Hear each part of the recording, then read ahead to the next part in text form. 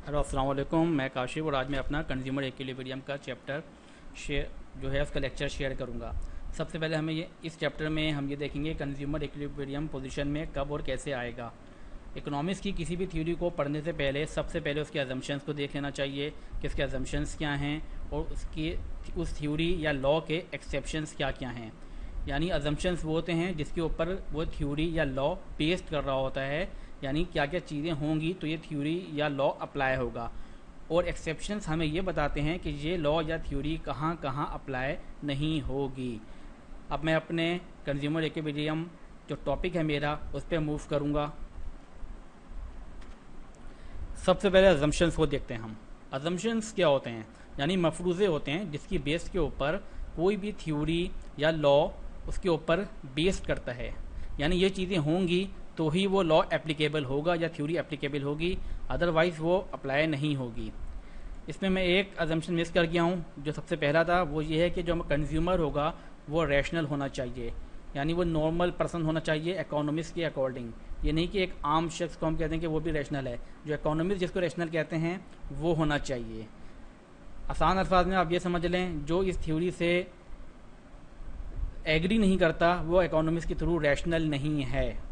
ठीक है, अब देखते हैं ये the consumer has a given indifference map. यानी जब आप कंज्यूमर इक्विलिब्रियम फाइंड करेंगे तो आपके पास एक मैप होना चाहिए। मैप हम उससे कहते हैं जहाँ पर एक से ज़्यादा इंडिफरेंस कर्व हो। नॉर्मल बुक्स वगैरह में 3 इंडिफरेंस कर्व शो कर दी जाती है।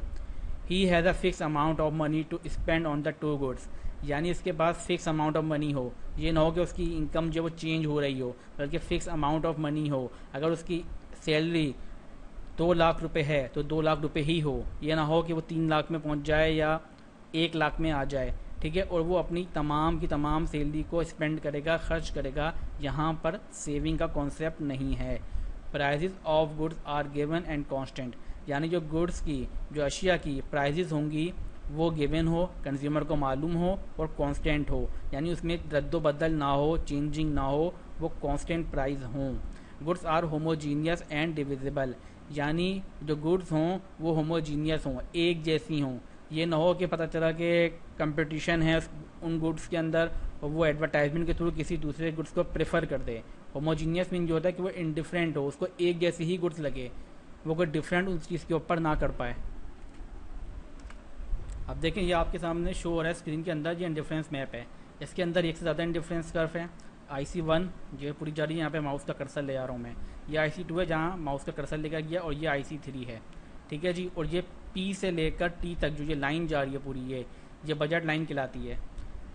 जो हॉरिजेंटल एक्सिस है इसका, ये गुड्स एक्स यहाँ पर मेजर करेंगे हम, और जो वर्टिकल एक्सिस है यहाँ पे गुड वाई मेजर करेंगे। ठीक है, अब इकोनॉमिस्ट ये कहते हैं कि कंज्यूमर इक्विलिब्रियम पोजीशन में वहाँ पर होगा जहाँ वो highest possible attainable indifference curve को टच कर सके, यानी पहुँच जाए। अब आप ये देखें, सपोज़ कि मैं ये कह सकता हूँ कि ये जो इंडिफरेंस कर्व है ये 1 लाख की बजट लाइन को रिप्रेजेंट कर रही है। यानी जिसकी इनकम 1 लाख रुपए होगी वो इस डिफरेंस कर्व को टच कर सकता है। ये 2 लाख रुपए वाली लाइन है IC2 जो है, और जो IC3 है सपोज़ कि ये 3 लाख रुपए की जिसकी इनकम हो वो इसको टच करेगा। अब आप देखें जो हमारा कंज्यूमर है उसकी इनकम सपोज़ कि 2 लाख रुपए है, तो वो IC1 से ऊपर लेवल के ऊपर है। अब इंडिफरेंस कर्व की एक प्रॉपर्टी है, higher the level of indifference curve higher level of satisfaction. यानी इंडिफरेंस कर्व जितनी ऊपर होगी उसका लेवल ऑफ सेटिस्फेक्शन उतना ज़्यादा होगा। तो हम ये कह सकते हैं कि IC2 का सेटिस्फेक्शन लेवल IC1 से ज़्यादा होगा और IC3 का सेटिस्फेक्शन लेवल IC2 से ज़्यादा होगा। अब IC3 का लेवल ऑफ सेटिस्फेक्शन सबसे ज़्यादा है, लेकिन ये इंडिफरेंस यहाँ पे जो हमारा कंज्यूमर है वो इसको अटेन नहीं कर सकता, यहाँ तक पहुँच नहीं सकता, क्योंकि उसकी इतनी इनकम नहीं है। वो 3 लाख रुपए अर्न नहीं कर रहा है, वो 2 लाख अर्न कर रहा है। तो उसकी जो बजट लाइन है वो यहीं तक रहेगी, वो IC2 को ही टच कर सकता है।